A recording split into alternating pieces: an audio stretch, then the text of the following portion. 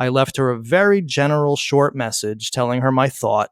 3 days later, she gives me a call. I had no idea this woman was still alive, right? Because she was 38 when she was shot in 1976. Sure. Hi, this is Wendy Savino. I'm like, hi, Wendy. Did you get my message? Yes. And she said, David Berkowitz shot me. She has been carrying this with her since 1977. The minute that he was arrested and she saw his face on TV.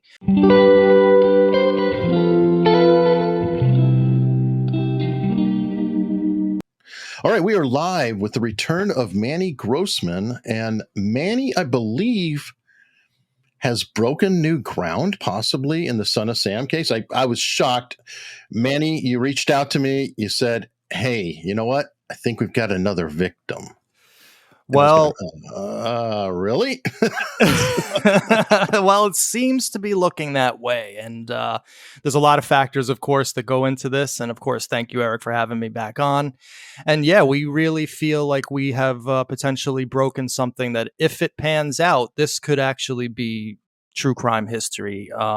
This could be groundbreaking new information in the Son of Sam case, and also go far towards what I've been sort of advocating for in the last 6 months or so, which is we need to stop perpetuating the myths of Son of Sam. And what are those myths of Son of Sam? Well, these are the media-driven myths, which actually put more people in danger during the spree. And these myths were he was only shooting young girls, young women, which is patently untrue. His oldest known victim was 29 years old. The other myth was that he was shooting people in lovers' lanes. That's a complete and utter myth. He was shooting people on city streets. He was shooting people in parked cars just in front of their houses. He shot people leaving a movie theater. He shot women on their front stoops. Is some of that bleed over from Zodiac? I'm just curious because Zodiac did shoot people in Lover's Lane. So 2 killers, both guns, kind of a similar story, although not the same. Yeah, exactly. I think that the media sort of took the Zodiac blueprint and then they went with it on Son of Sam. And it actually was, like I said before, dangerous for the public because the truth was everybody was in danger.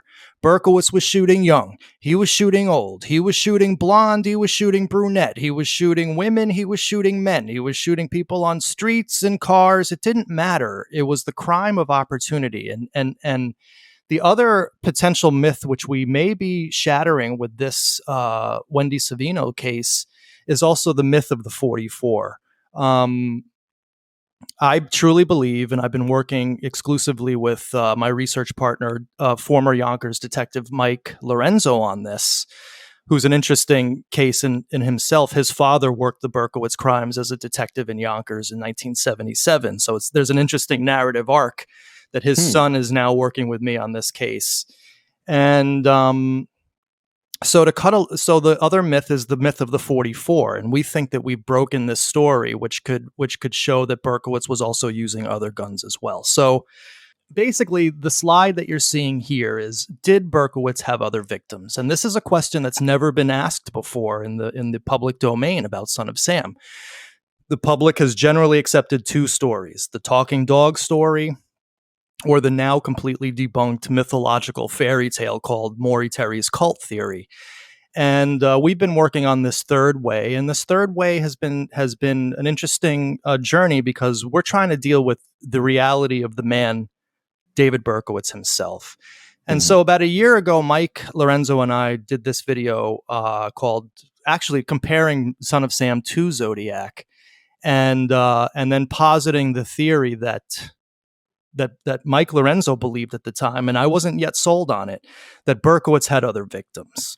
So we did this video, which has now been seen about 6,000 times, and it was pretty groundbreaking in the fact that it put out to the public for the first time that law enforcement professional, Mike Lorenzo, longtime detective, very wise person, he was just going through the evidence, and it just dawned on him that Berkowitz, he absolutely believed he had other victims. So here is his justification for that in a little snippet that we did in the video called Son of Sam, Zodiac, and More, New Theories About David Berkowitz.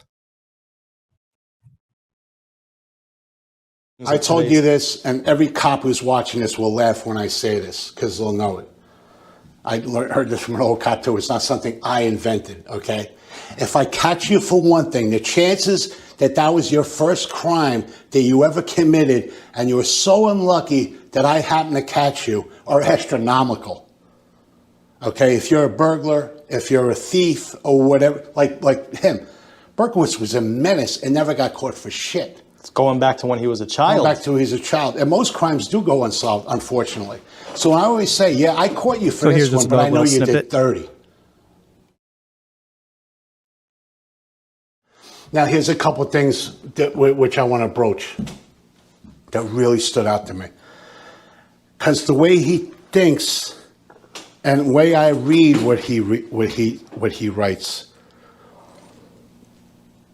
people will always mess up. That's how you, not even intentionally, like they call a Freudian slip, or just subconsciously they put something in without thinking, oh God, that's my tell. It's like poker. Everybody has a little tell. Everybody has a thing where you could tell. It might mean nothing, but to me, it means something. I'm convinced of it. When he wrote in that letter to Abrahamson, or however Eric wants to say it, okay, Abrahamson, but he says, okay, now I already told you about the Loria shooting, right? To kind of make it concise. My second attempt with the 44. Why would you say with the 44? Now, just before you continue on, I just want to let everyone know that this is from the August 13th, 1979 letter to Abrahamson, where he is talking about the Denaro shooting. And it says here, just specifically, let me read it. The second job, using police terminology, right, was the Denaro Keenan one. Both of them were sitting in a red Volkswagen and making out. This was my second murder attempt with my 44. Now, that stood out to you. Why? My 44. Again, he compartmentalizes, not with... okay, here, I'm going to run down the shootings. This was my second attempt with my 44. And he's talking about trying it out. We're definitely getting to there. We're getting there, Eric. Well, he was known as the 44 killer. Why even bring He was it up? caught with the 44. Why introduce that phrase? Because in his mind, he has categories. This is what I do with this gun. This is the ones they got me for. Going back to, I caught you for 1 or I caught you for 10, it means you did 100. So getting back to our slideshow, here's the passage what we were talking about. The second job was the Denaro Keenan one. Both of them were sitting in a red Volkswagen and making out. This was my second murder attempt with my 44. So that strikes you as interesting, Eric? Oh, absolutely. I mean, and he's got a perfect point. Why is he introducing the 44? That in of itself, that statement implies that he has done this before with some other weapon of some kind. Precisely. And I think, Eric, that we have found the case. Now, this is the Savino case. So before we hear from Wendy herself, I'd like to just sort of talk about this case and how we came to it. Mike and I were looking at the Queens DA files, and we were looking at the police detective reports from the Donna Loria shooting. Now, the Loria shooting was the first official Son of Sam shooting. It took place July 29th, 1976 on Buer Avenue in the Bronx, in the northeast Bronx, quite near where Berkowitz lived as a teenager, quite near where he grew up, quite near where he then later lived at Post Army. Basically, I call it his hunting grounds. And so here was the DD5 that we came across that was inserted into the homicide of Donna Loria file. And this DD5 was about a very similar shooting, according to the detective. Some detective thought enough about this shooting, the Savino shooting, that they included it in the Loria file. So this was not about the homicide of Donna Lauria. This is within her file folder. Okay. The reporting officer contacted the 9th Homicide Zone and conferred with Detective J. Mehta regarding the assault upon, this is going to say Wendy Savino, okay, on 4/9/76 at 23:10 hours in the parking lot of Nina's restaurant at 3372 Boston Road. Now, I just want to let the audience know that 3372 Boston Road is within 2 miles of where Donna Lauria was shot, and within half a mile of Berkowitz's high school and where he lived on Barnes Avenue in the Bronx. It's right in what I call the kill zone. Now listen to this. The MO of this assault was somewhat similar to the homicide under investigation, meaning the Lauria investigation. Okay. The weapon used in the case was apparently a .32 caliber automatic. A sketch was made of the perp in that case, 183.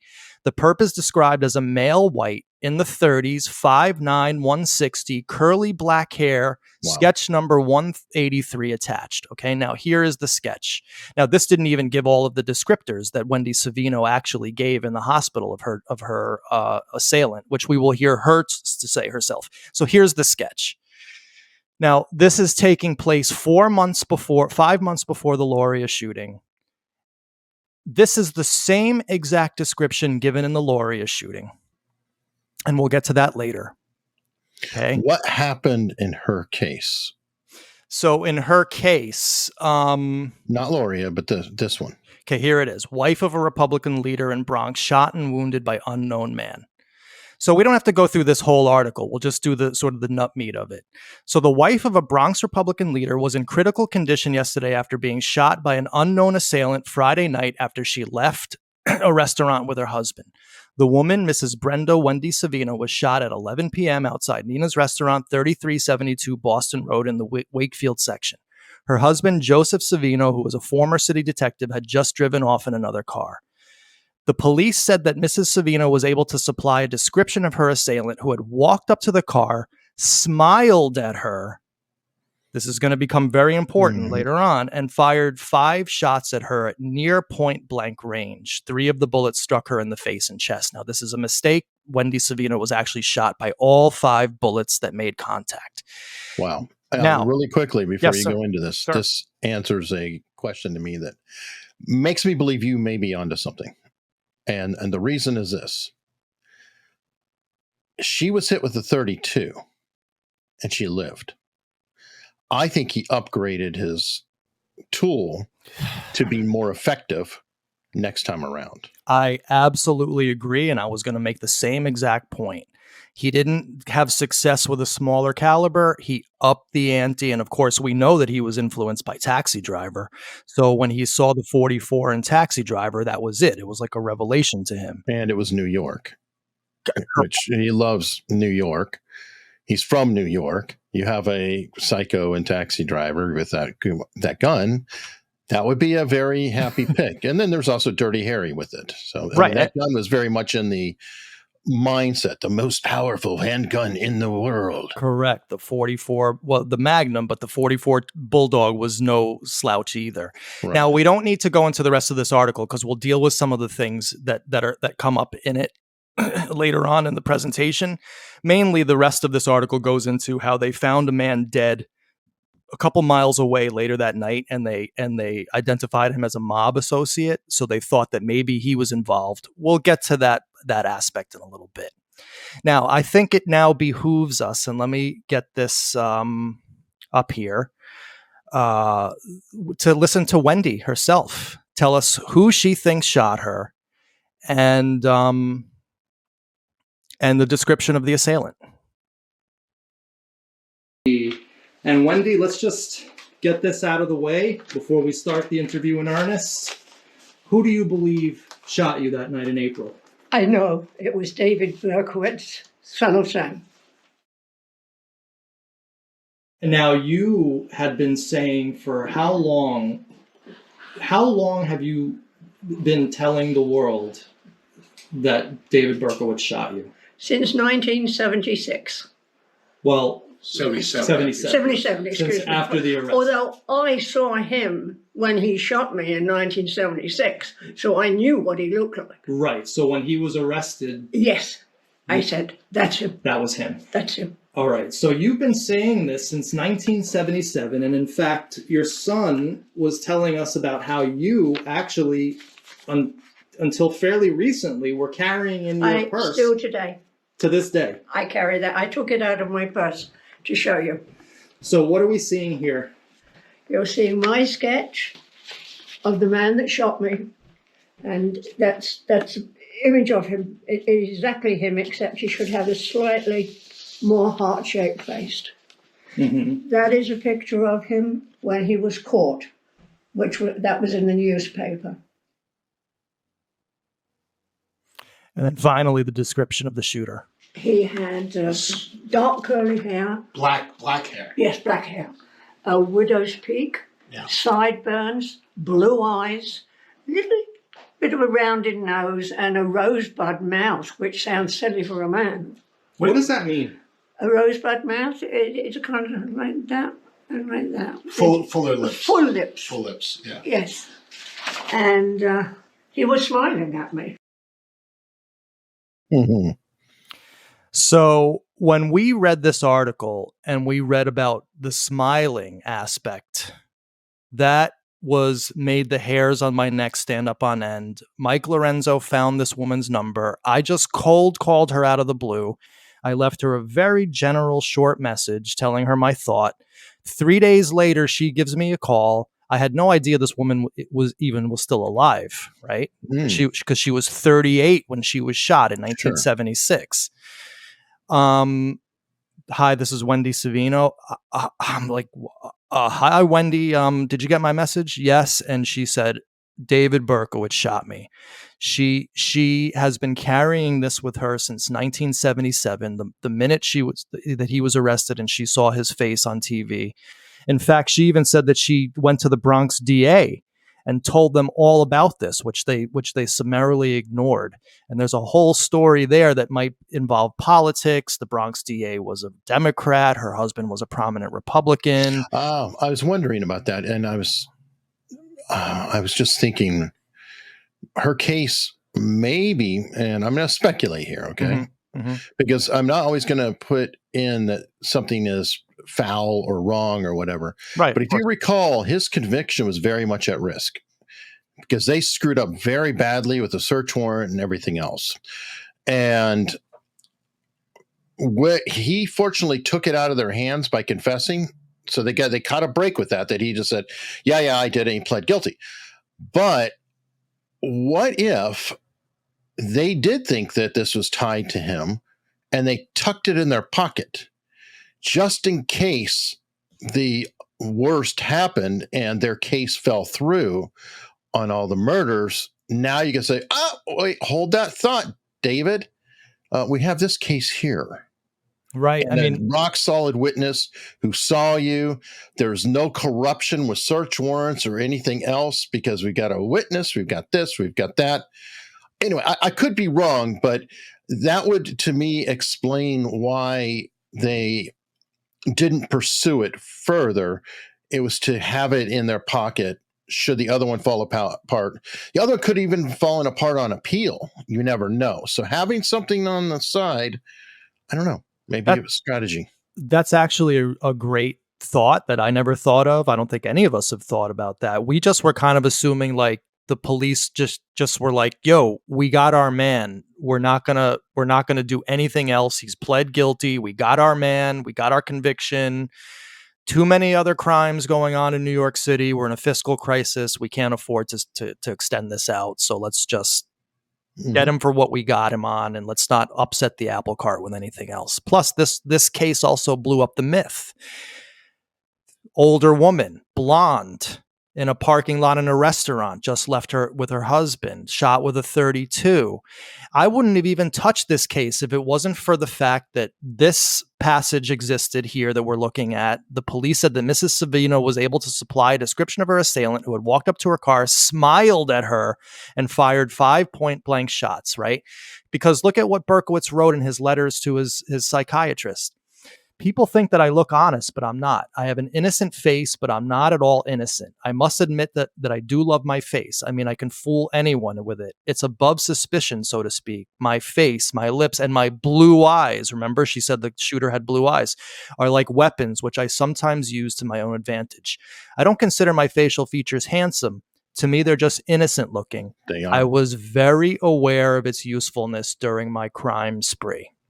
Yes, he does have that Angel Bow's mouth, if you will. And Right. Very soft, non-threatening expression. Absolutely. And he could manipulate that, I'm sure. Right. And then this remained academic until the minute that Wendy Savino calls me back and says, I've been waiting for you guys to show up since 1977. I've been telling everybody who would listen that David Berkowitz shot me. It's not like she didn't seek us out. She wasn't looking for attention. She had no idea that that we even existed. And then all of a sudden we just come out of the blue and say, I think Berkowitz shot you. What do you think about that? And then the floodgates open. So this is a positive ID from an older witness. Lorenzo told me that older witnesses are always known to be more accurate in their description. I guess I'm just taking that as on face value. I haven't researched that. But the smile, right? Curly haired, blue eyed, smiling shooter. This was when Berkowitz was arrested. Yeah. And we know who he is because he's son of Sam. However, that guy at that time, you wouldn't think anything about him. You wouldn't think anything about him. In fact, Wendy said that she saw him walking towards her car. Everybody out there, I have an interview with Wendy. It's an hour and 15 minutes long, where we go through that entire night. She said that she thought he was coming up asking for directions. And that is chilling because that was said by the victims, the official victims, Joanne Lamino and Donna DeMasi. They said that the shooter, who was Berkowitz, came up and started asking directions first, and then he pulls the gun out and starts shooting them. So we have a lot here, which is coming together on the Savino case. And of course, we can add to that fact is like what was happening in Berkey's life on April 9th, 1976. And this is extremely interesting. So it turns out that on April 8th, he was living in a house in New Rochelle, which is not even 3 miles from where Savino was shot, 5 miles at the most. He moves out on April 8th, day before the shooting, and he moves out in a huff, angry at all the dogs. Then he went outside and paced the sidewalk, carrying on, very crazy. So this is just a couple days before he moves out. He has a mental episode over their dogs. And then it's very reminiscent of this, the Virginia Voskerichian shooting on 3/8/77. He writes this letter in his apartment. All day long, the devil dog has been yelling in pain. There is no ceasing. I beg the Wicker Street cult to leave me alone. I am their slave. Today, the demon has not stopped for a moment. How much blood does he want me to spill for him? This is the morning of the shooting of 19-year-old Virginia Voskerichian on a city street, not a lover's lane. So there's a precedent here for him going crazy over dog noises and then going out and shooting people. He leaves their house on April 8th. On April 9th, the next day, Wendy Savino is shot. As you pointed out earlier, Berkey didn't have the .44 yet. He got that on June 12th, 1976, when he visited his friend in Houston. But check this out. He had an arsenal. On January 26, 4 months before the Savino shooting, he's already purchasing a .45 caliber Commando Mark III semi-automatic carbine. And when they searched his apartment at the end of when he was arrested, now there's no guarantee he had all this before the Savinos, right? But this is all the guns they find. Ithaca Deer Slayer 12-gauge pump-action shotgun, Charter Arms AR-7 Explorer, 22 caliber rimfire semi-automatic rifle, 22 caliber Greenfield Model 60 long rifle, and a 4x15 powered optical centered scope. I wish there was a 32 there, but what are you going to do? Yeah, those can come, those can go. So the question is, did he use any of these guns to shoot people? And so that's open, right? Mm-hmm. So do you have any questions before we continue? No. Okay, cool. So the issue is, of course, what you have Savino, you have Bronx, East Bronx, Italian neighborhood, you have wife getting shot of a prominent political guy. Of course, there's going to be rumors of mob involvement. We asked extensively the Savinos about this. They absolutely denied. Her and her husband stayed together to the end. He died while they were still married. By all accounts, they had a very loving relationship. And so, of course, the detectives thought that there was this guy, Joseph Messina, who was mob affiliated. He was found dead a few hours later, and they thought that he had been the person who shot Savino, right?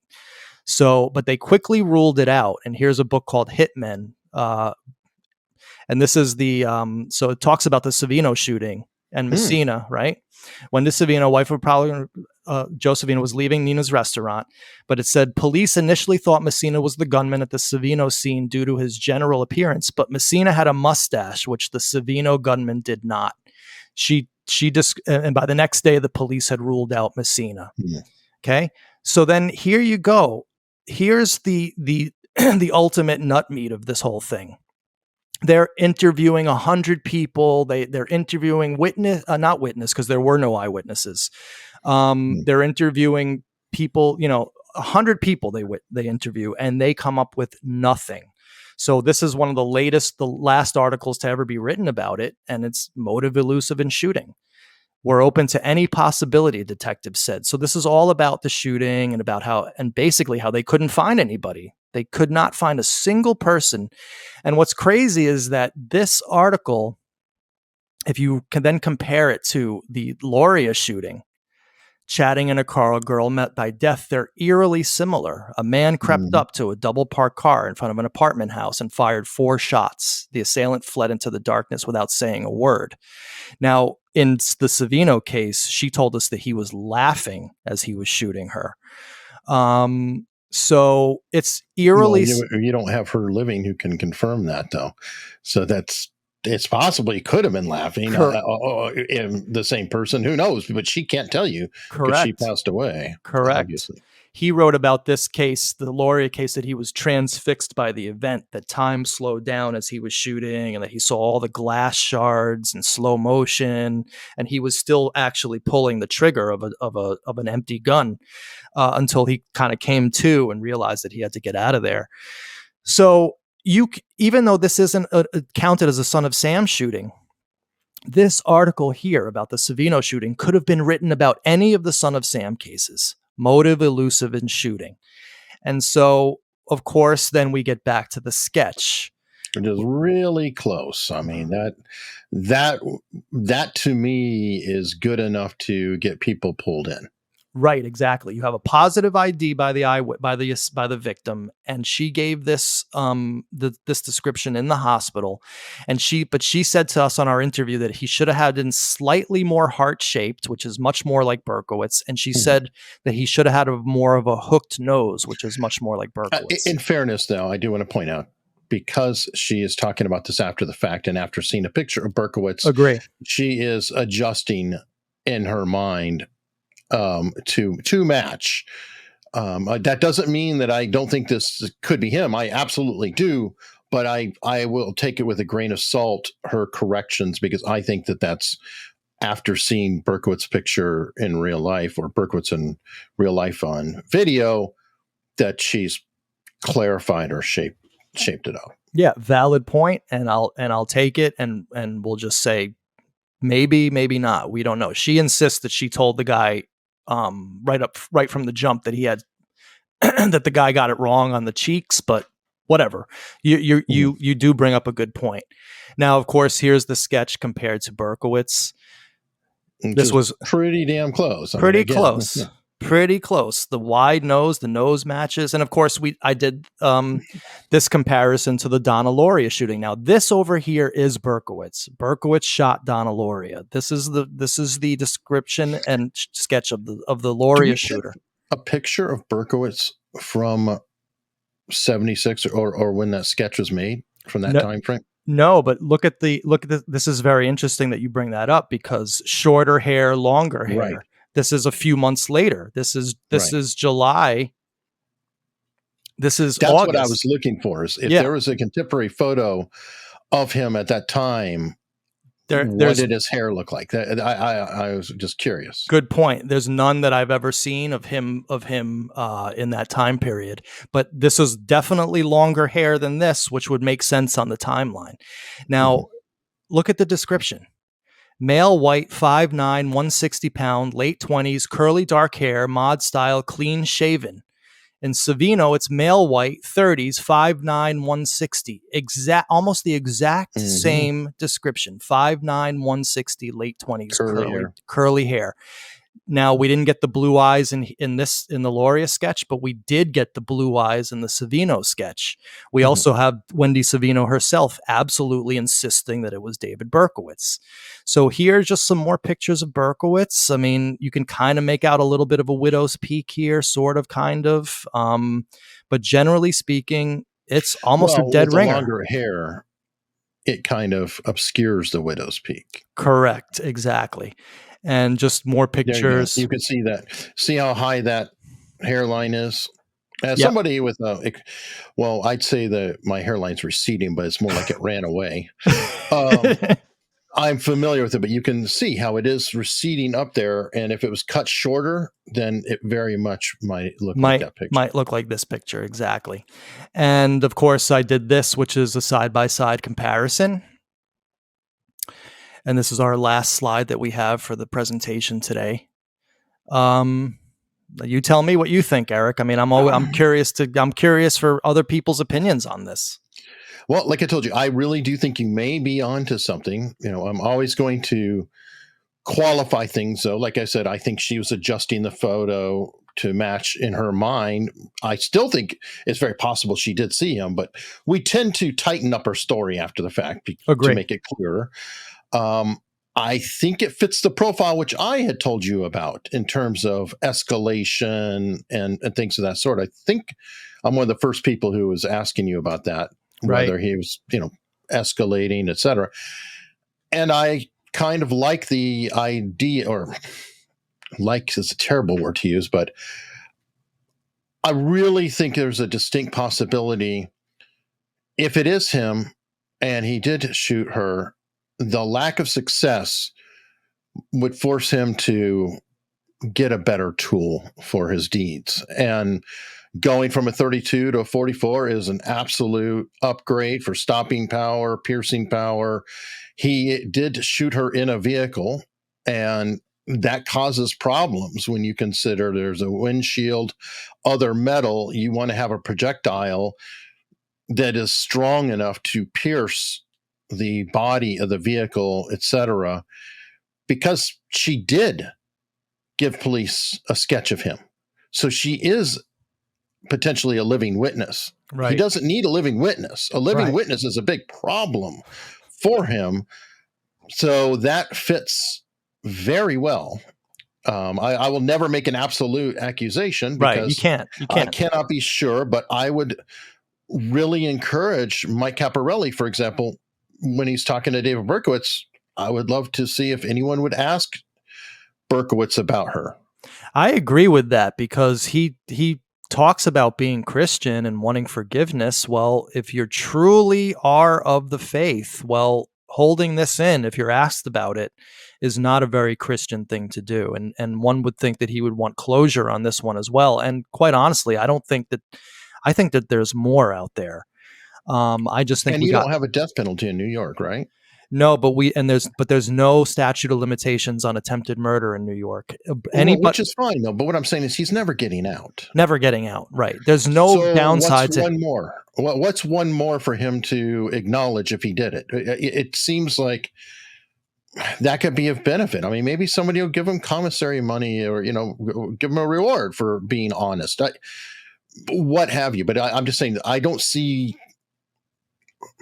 I hope if he did do this, that somebody can talk to him and he could help her feel like it's acknowledged and she can move on. But it's not important what I think, and it's not necessarily important what Manny thinks. We want to know what you think. So seriously, please comment below And Manny, I hope you'll come back if you have more on this. Oh yeah, I mean, this isn't an academic exercise for me. I want a detective in the room with Berkowitz questioning him. We have the bullet. We have the bullet that came out of her neck, and we've had it tested ballistically.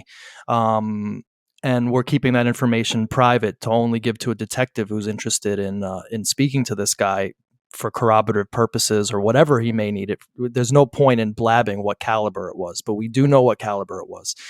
And my hope is that this guy answers for this crime, because Wendy Savino absolutely insists that this guy shot her. And she's been saying it since the day he was arrested. And she wants to be counted as one of his victims, and she has no monetary interest. She didn't come to me looking to sell a story. We found her.